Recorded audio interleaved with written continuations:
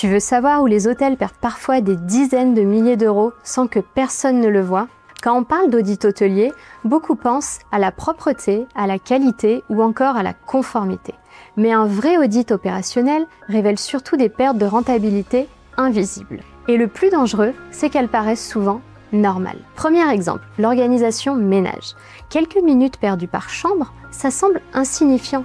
Mais sur un hôtel entier, tous les jours, pendant une année complète, ça devient des centaines d'heures perdues et parfois plusieurs dizaines de milliers d'euros de masse salariale. Deuxième sujet, les contrats fournisseurs. La blanchisserie, Internet, le PMS, l'énergie ou encore la climatisation. Dans beaucoup d'hôtels, les contrats se renouvellent automatiquement pendant des années, sans jamais être renégociés. Résultat, l'hôtel paye parfois 15 à 30% au-dessus du marché sans même le savoir. Troisième levier caché, les process réception. Une réception mal organisée crée plus d'heures supplémentaires, plus d'erreurs, plus de stress et souvent plus de dépendance aux hôteliers. Parce qu'un client mal accompagné réserve rarement en direct la fois suivante. Quatrième point, les micro-détails qualité. Une mauvaise expérience client ne coûte pas seulement un mauvais avis.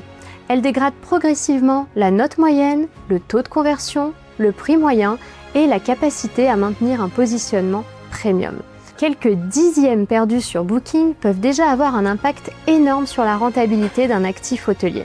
Chez Ensuite, les audits servent justement à connecter l'opérationnel, la qualité et la performance financière. Parce qu'un hôtel perd rarement de l'argent à un seul endroit. Il en perd un peu partout, silencieusement, tous les jours. La plus grosse perte dans un hôtel ne vient pas des grandes crises, elles viennent souvent des petites inefficacités répétées chaque jour.